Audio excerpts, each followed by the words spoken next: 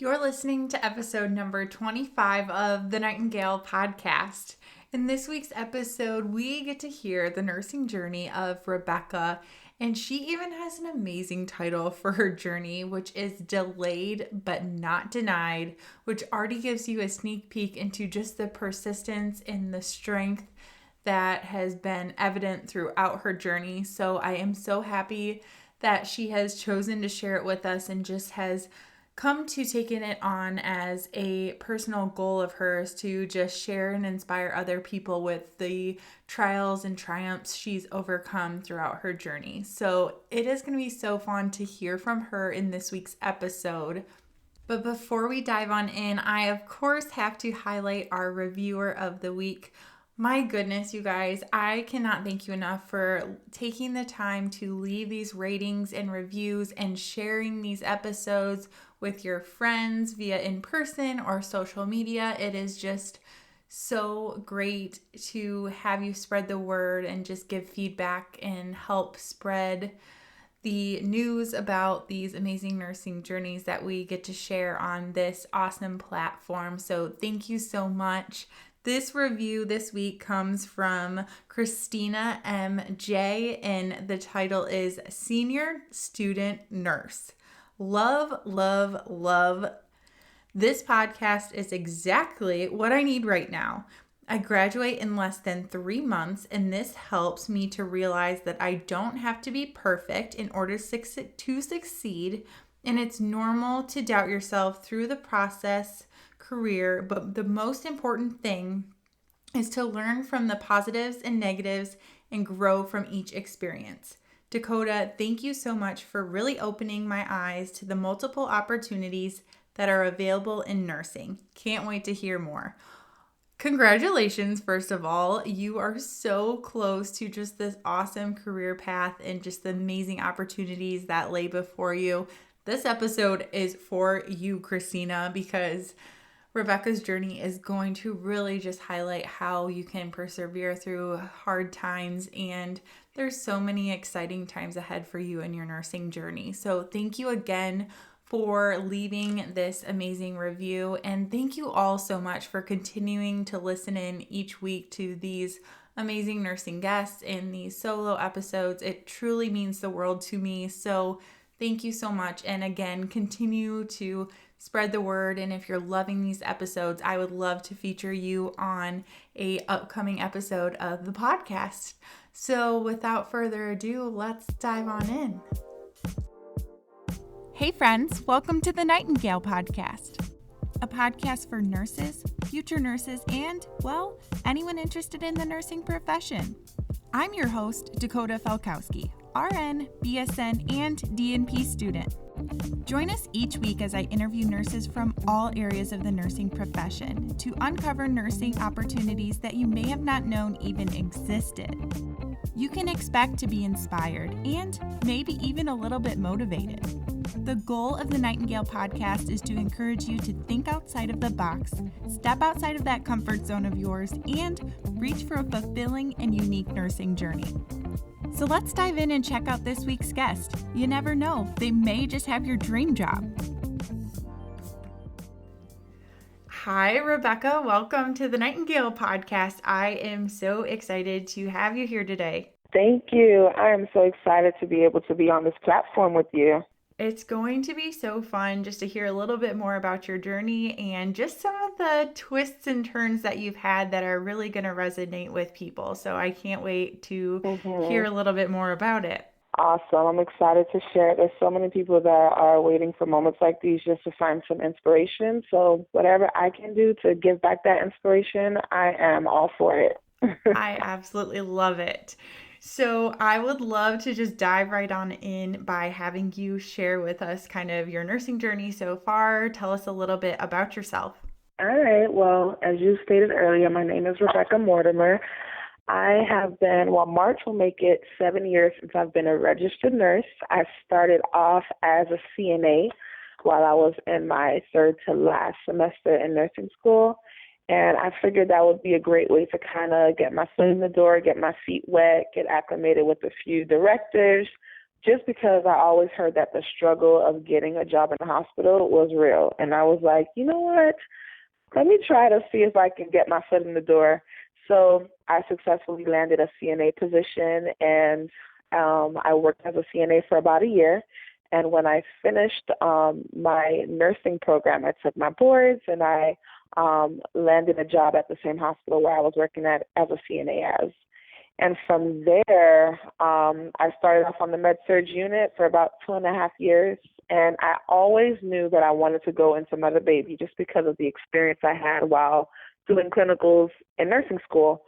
So thankfully, I was able to get in, not without a struggle though. I was able to get in after putting in several applications, going through several different interviews because, you know, a lot of people don't really want to hire you without that specialty experience. But I think my persistence finally paid off because the director on the labor and delivery unit at the hospital I was working at the time extended the opportunity to me to work as a mom-baby nurse, also known as a postpartum nurse. So I did that, and I'm still doing mother-baby, and honestly, the best decision I've made, and I'm loving where I am right now. Awesome. I love that you said that you did kind of whatever it took to get in. And I think that is so important, like starting your journey off in the CNA role and just growing from there, because people sometimes don't realize that, like, you don't often just get handed your dream position or your dream hospital to work at. So I love Yes, that you started there.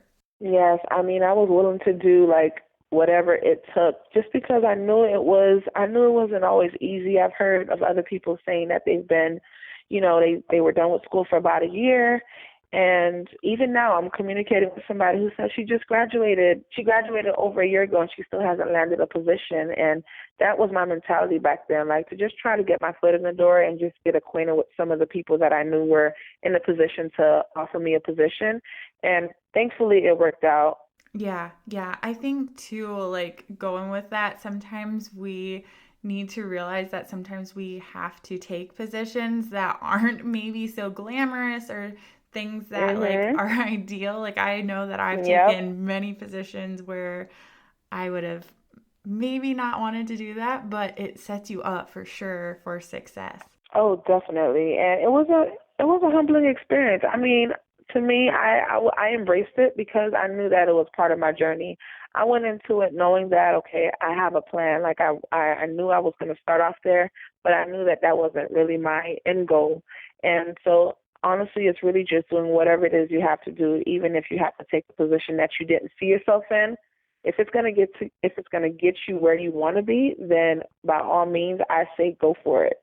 Yeah. Oh, for sure. And it too, like just the amount of things you learn along the way, and it really does help you to be a better nurse on the road to make those steps. And it really helps you to relate with people when you're in the nursing Yes, role to like your people who you have to delegate to. It really helps you to relate with them and just put yourself in their shoes. yes, I absolutely agree. You do have a greater sense of appreciation for those who work with you because I've worked with some people who, you know, didn't really respect the role of a CNA, and because I've actually worked in that role, I know how it feels. So the last thing I want to do is for someone to feel like, you know, they're being looked down on or they're in a position that is lower than mine. Because at the end of the day, the goal is to make sure you're taking care of the patient. And because I've worked in that role, I think I've found a greater appreciation for our nursing assistants, and our nurse technicians. Yeah, I totally agree with you. I so have witnessed this throughout time, and I think that really it creates such a better dynamic for both the patients and for the other staff members. Absolutely. Yep. So I want to hear kind of some of the things that you love about your current position and just what that entails a little bit. So, like I said, I'm a mom baby nurse and postpartum nurse. So, honestly, what drew me into the specialty was really just the fact that you're in a position where you're witnessing life being created. It was just like, wow, like this is exciting.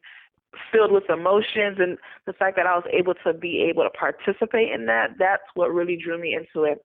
So when I started Mom and Baby, I was, currently what I do, I work with the moms, I work with the babies post-delivery. So after their delivery experience, they would come up to my floor and I'm assessing them, checking funduses. I'm making sure baby's maintaining its temperature, maintaining its blood sugar.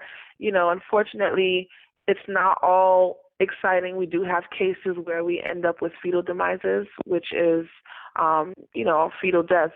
And sometimes they're expected, sometimes they're unexpected. And there's always a downside to everything. But at the end of the day, I think I just really find joy in being able to help that first-time mom get that baby to latch on to the breast, or help the first-time mom being able to care for that baby, or to help that nervous dad who's trying to change a diaper and doesn't know what he's doing. All of that to me brings joy and satisfaction. So that's definitely one of the highs of my specialty, I would have to say. I love that too. You're like using all of your nursing skills in this type of a role with your education and with just the clinical skills and just so many different aspects that we don't think about sometimes.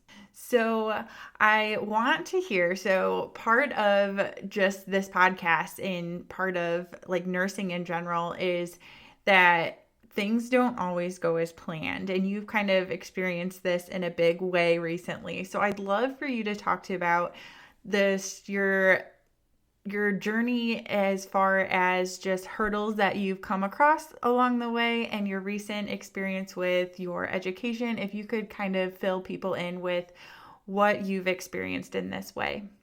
Okay, so I feel like I'm on a mission to tell my story to inspire others, because for sure I have been on a rough journey, and I like to title it Delayed but Not Denied. That's my story. I love it.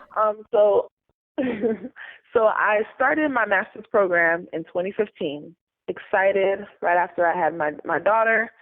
And I went into the program, amped up, excited. I started it, and the program was going okay. Of course, it came with its bumps and bruises and the struggles of studying and trying to balance everything.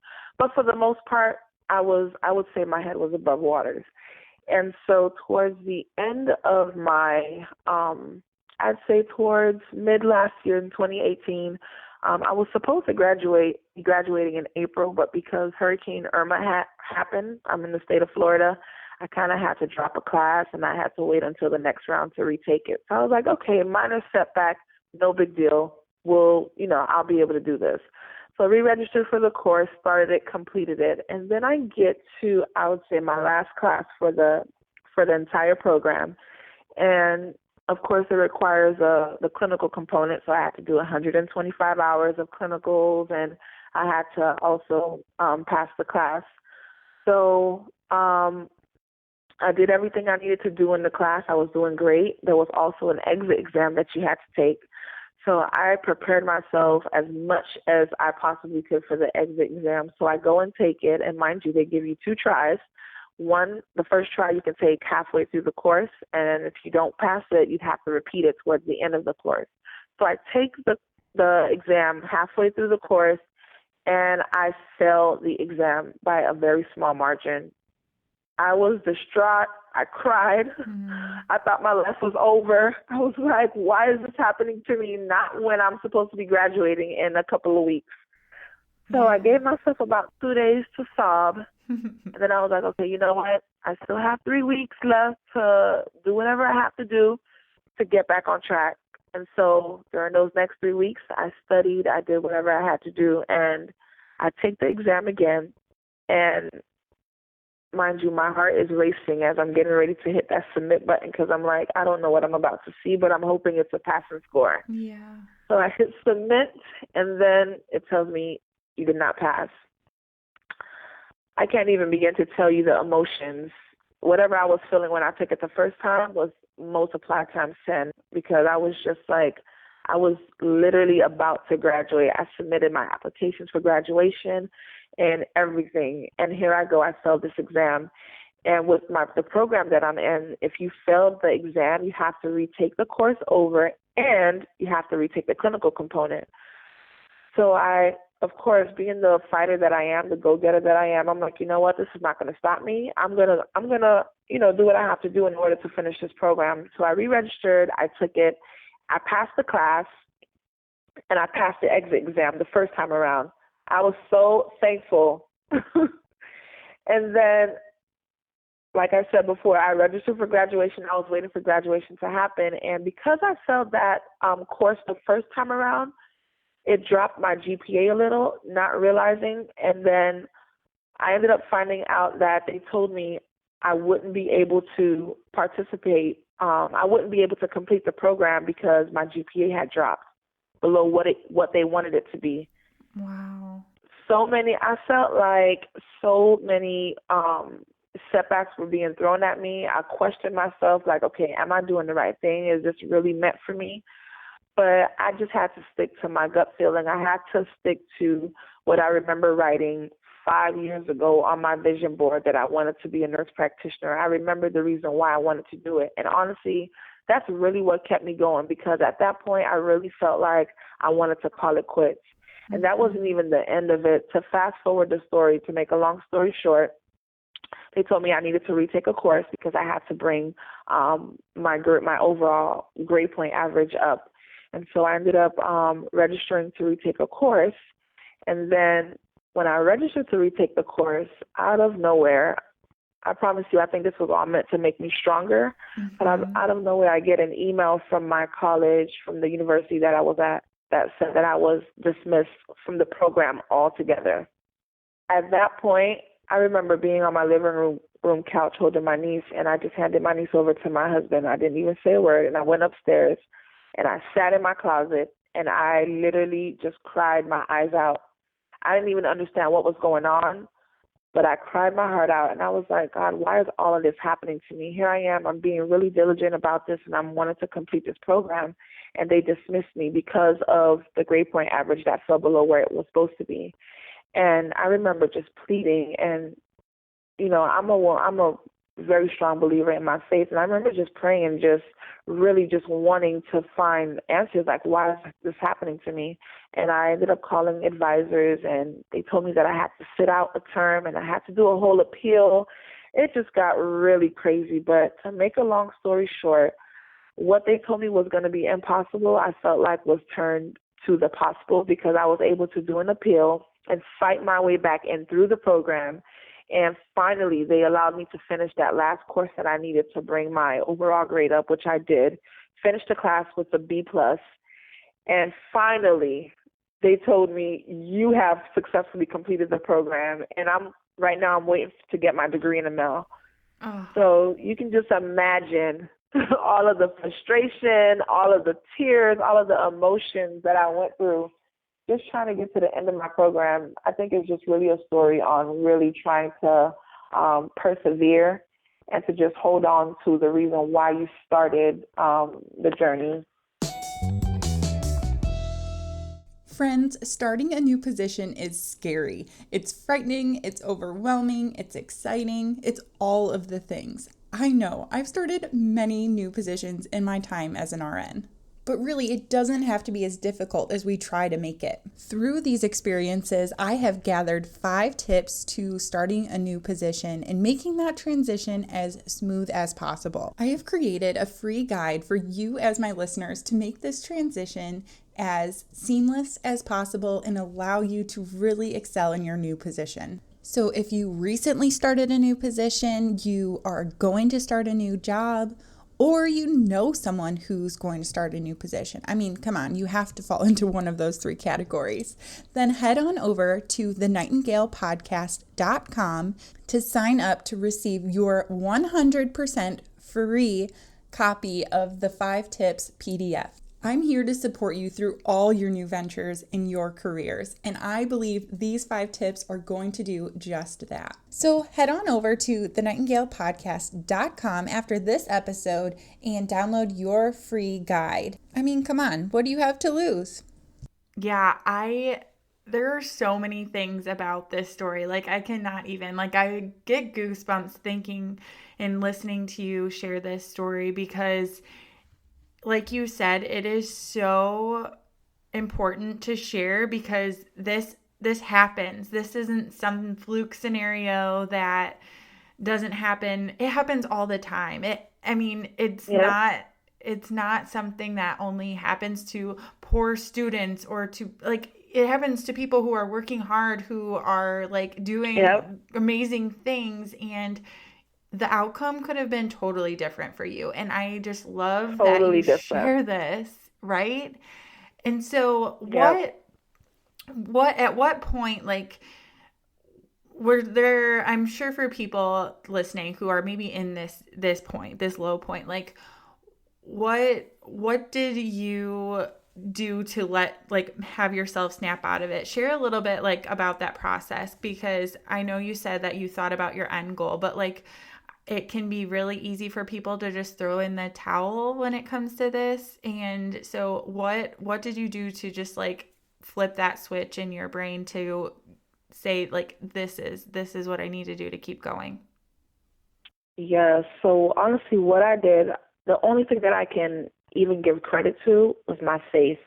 My faith and my trust in God that's what really got me through, because there were Mm-hmm. moments where, like I said, I questioned, is this really for me? Because I felt like if it was for me, then it should happen the way I planned it to happen. Not realizing that, you know, there are going to be obstacles thrown at you just to test you, just to see how strong and how willing you are to stick in the middle of the fire and actually persevere. How hard are you willing to go to actually get to where you need to go?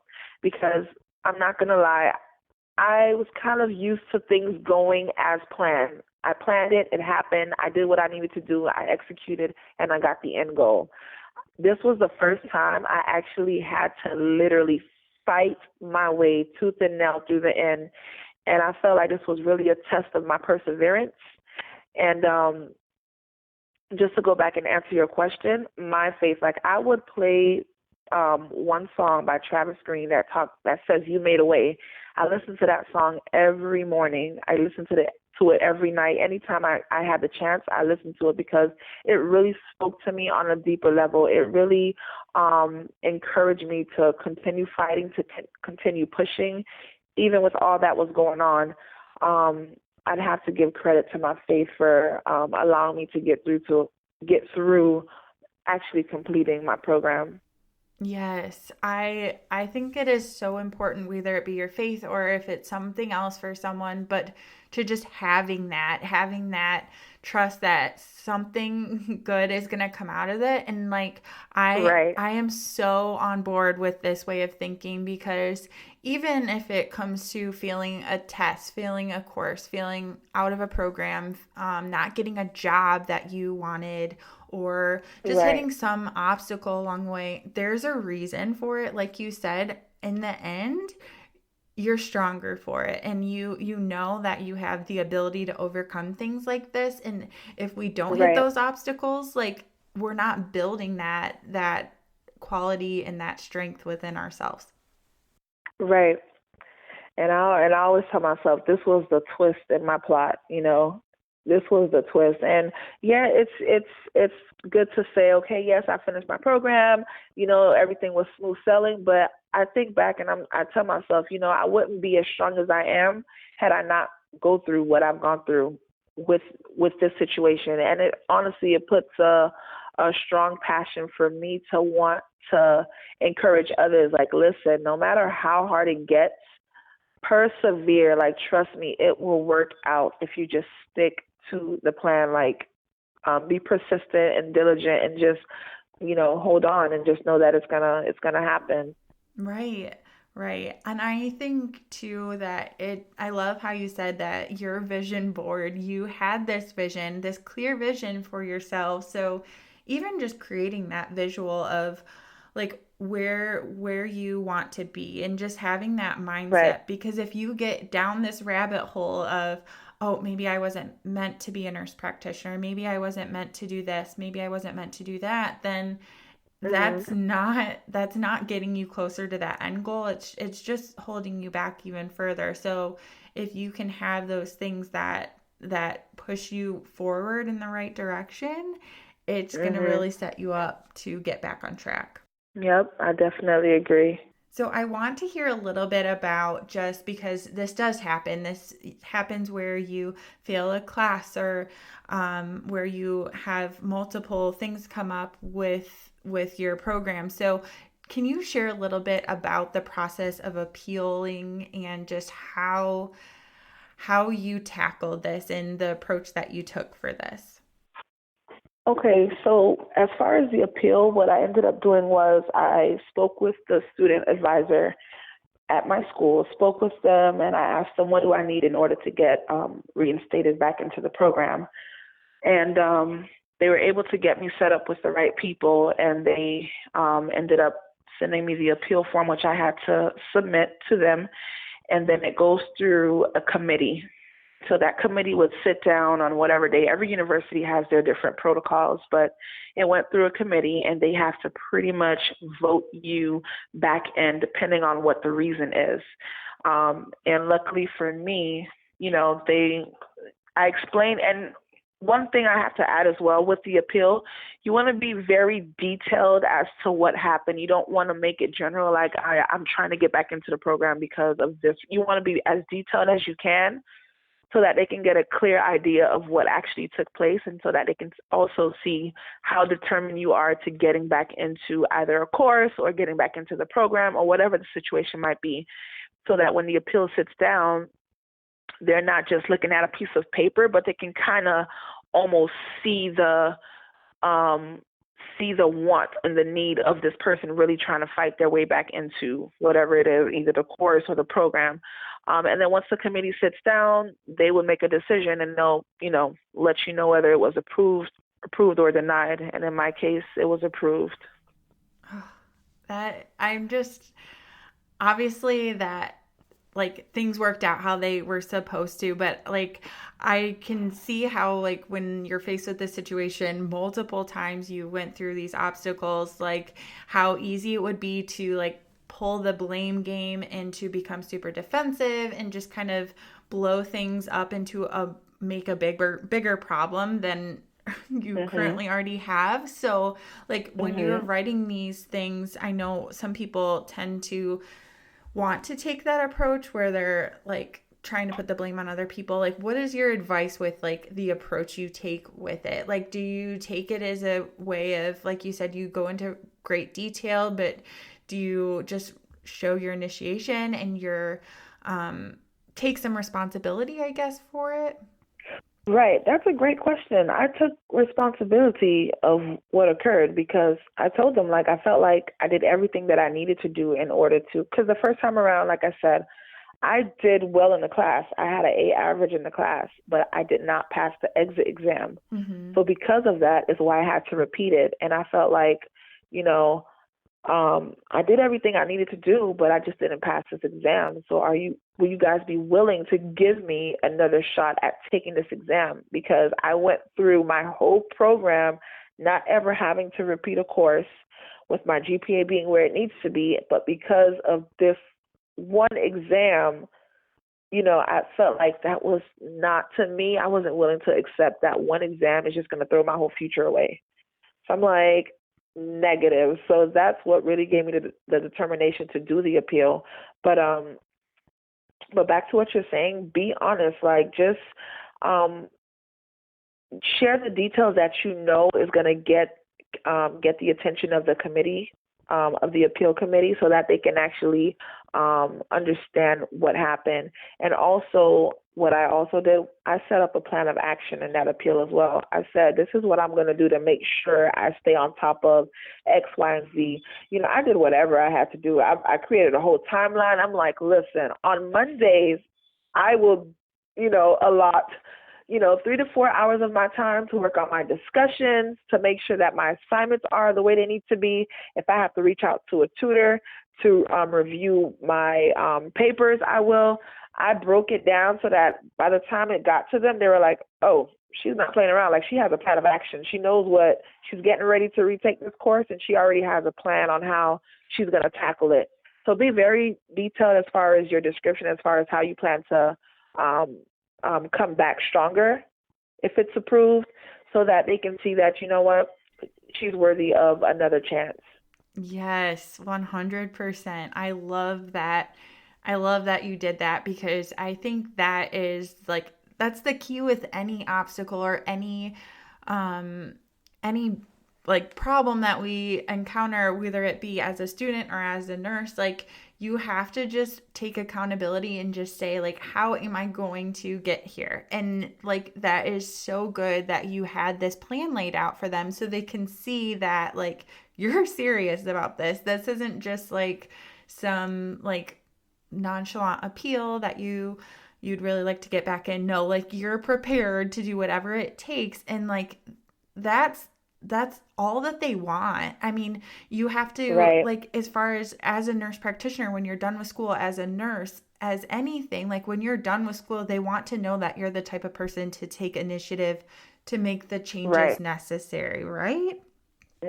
Absolutely, yep. I would say even too for people who experience this similar obstacle and maybe they didn't get a position that they wanted, or maybe they had applied for a program and they didn't get in, to kind of Mhm. take this appeal and this same concept forward with that. So if you're wanting to reapply in the next semester, to say, hey, I'm in the meantime, I'm gonna do this, this, and this to get there, or even for a Yep. job to do the same things. I'm going to Mhm. work on these skills to get this dream job. Right. Yeah, you have to show initiative, and that's what they want to see. Sometimes you can have all the qualifications, but they really want to know that they're hiring somebody with, like you said, that's going to take initiative and do whatever it takes in order to get the job done. Right, right, for sure. So at this point, like now that you've been through it, like what do you think that is the best advice with someone who is in this certain situation now, as far as just if things don't work out as they planned? Like what would be your advice to moving forward? My advice is to honestly, I'm all about trying to be as prepared as I can be. You want to have some type of a plan in action where if one thing doesn't work out, you have, what you would kind of sort of do next. Because I know it's hard to kind of move away from plan A and go to plan B, especially when all of your focus was on plan A. But just really try to be as prepared as you can, and really going hard. Like certain things that you want are not going to come easy. It's really going to require you to push past the pain, push past the emotions that come with it, push past all of the obstacles that you're going to face to really get to where you need to be.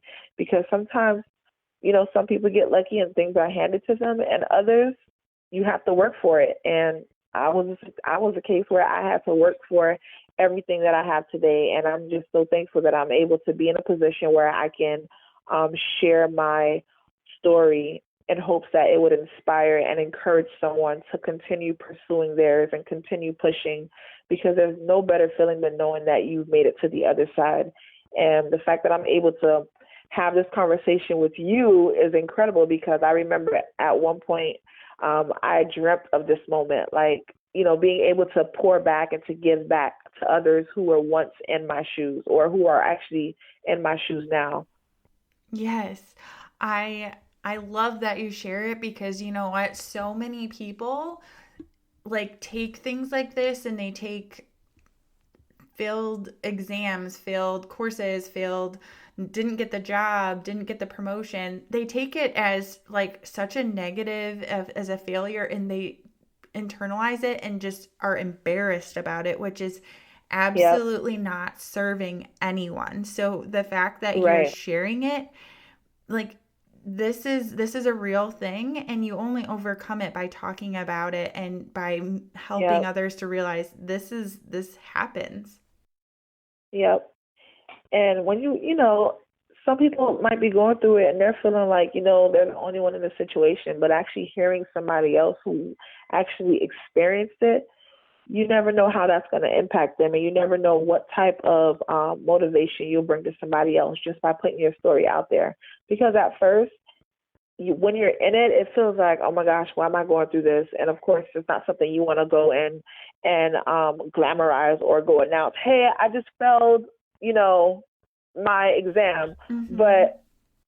But just looking deeper and looking past myself, like this is not just about me, but this is about also trying to encourage somebody else. Like, listen, yes, you might fail. That's okay. Just find a way to pick yourself back up and keep trying, because that's what this life is all about. No one has the perfect story. No one's perfect. Everybody's going to go through their ups and their downs. Everybody's going to go through their share of struggles. But if we can actually be honest and be willing to share our struggles, it'll make the journey a little easier. Yes, I so agree. I think it is such a great reminder that like when things like this do come up, that like it it's not indicative of your ability to be a nurse or to be a Right, advanced practice nurse. It has nothing to do with it. Like you said, you're a good student and you excelled in every other aspect, but you realized that coming to this test, it just created an anxiety, or it created a area that you needed to work on. And so that doesn't, right, it's not indicative of your future, and it really is that challenge that going forward, this is something that I have to work on. right. And looking back, um, like you said, it's not indicative of who you are as a person or who you are as a nurse or who you are as a student. You take it as a learning lesson. Some people take a L for a loss. I take it as a learning lesson. You know, maybe if I could go back, I would have prepared myself months in advance, or maybe 3 courses before I got to that last course for that exit exam. But it's not something I did. But in hindsight, looking back, that could have been something that I could have done maybe to avoid this. But I don't live my life regretting. I went through it, I experienced it, and I take it the way it is. I'm just grateful that I didn't let that define me as a person. I didn't let my that particular loss, keep me down. I took it and I turned it around, and I made boss moves out of it, I guess. Yeah, for sure. I think too, it's important for people to realize that you have to get to that point where you make that decision. So for you, you were like, this is what I was meant to do. I have this vision. I can do it. And you take those next steps to get there. But sometimes too, when things like this come up too, you can decide and reevaluate what you want the next steps to be. So maybe this is a for some people this is a pivotal point in your journey where you are able to readjust your end goal, and that's okay too. And it's important for people to realize that there's tons of options out there. So maybe you're in Yep. your undergrad and you don't pass a class and you get out of the nursing program, and you're it's easy to get so overwhelmed with that and never go into healthcare, but there's so many other options. Even in the Yep. advanced roles, there's so many other options. And so make that pivotal distinction. Is this a time where I need to push harder to reach those goals? Because there's always a way. There's always a Yep. different program. There's always a way to appeal. Or maybe this is an indication that you were made for something else too. Right. Yep. You just have to really take that as a moment of self-reflection and try to evaluate, what's going on in your life. It could be that it's meant for you to do something else, but in my case, because I knew for sure that this was something that I was meant to do, that's the reason why I persist and I fought my way through. But it could very well be that, okay, it's a time for you to try and see if you were called to do something else. Because the last thing you want to do is to get involved in something that you're not going to be happy in, or that you weren't really destined for. I love it. Yeah, for sure. So I'm curious to hear, so what are your next steps? What are your plans for the future? So right now, I'm excited because I feel like I'm in a space where it's like, okay, I get to choose, I get to make call the shots. Mm-hmm. But so I was officially done with school in December. I had already taken my boards November before I even finished. So right now, I am currently just applying for jobs, and I'm finding a newfound niche for wanting to go into dermatology and aesthetics. I find that a very exciting market to get into. So I'm hoping that I can land a position either there. I already have a background in women's health. It'll be a nice segue or a transition into that specialty as well. So those are my top two choices right now. Awesome. It's so fun too, just to have all of that behind you and like this is a new fresh start and Oh how my gosh, fun. you don't understand. Yes. So obviously you've talked about a few of just the big lessons you've learned along the way, but do you have any other big lessons or just any big advice for people that you've kind of gathered throughout your undergraduate and your graduate experiences? I would have to say, just take it a day at a time, and you really have to learn how to balance everything because being in grad school for me or even undergrad, it can get overwhelming, especially like for myself. Been married for going on 8 years this year, and it takes a lot. And I also have a 4-year-old daughter, so trying to balance everything and still juggle being in school, working full time, it was a lot. And if you have, I would say having a village, having a strong family support system or whatever that support system might be for you is what really I would say had helped me get through the program. So learning to balance everything, learning to just try to be focused on what you're doing because it really does get tough. But if you remain focused, there's definitely light on the other side of the tunnel. Oh, yes, yes. That prioritization and just figuring that out with school is so tough. So that is so key. I love that you mentioned that. Yeah, and another thing, not overextending yourself because I know, especially being with me, I'm a busy mom, a busy wife. There's so many different activities going on, and you feel like you have to attend everything. You don't have to. You have to learn to say no. If you know it's not going to fit into your schedule, it's okay to say no. Like it'll be okay. You know that you have this thing that you need to focus on, and it's going to require some sacrifice. So don't be afraid to say no if you Yes. have to. Yes, that no is so powerful. Oh my gosh. Yes. I'm right there with you. I'm like in my last semester of school and it's hard nearing the end of programs and the end Yes. of something like and starting a new phase because I have to really focus. Like I have to drown out all those distractions and come back to like Yes. what is my priority right now? And it's Uh-huh. hard. It is because it's like all of those distractions, it's not even bad things. It's things that you really need to get done, but then you have to put it on the scale like, okay, can this wait or does it have to get done now? Or do I work on this paper that's due at midnight? Yes. Yeah. And it's so like funny too. Like you feel like you're in that home stretch of things, but like there's so many other things that you have to focus on. And so just like what needs to be done right now and what can be done tomorrow Yep, or later today. exactly. So good. I love it.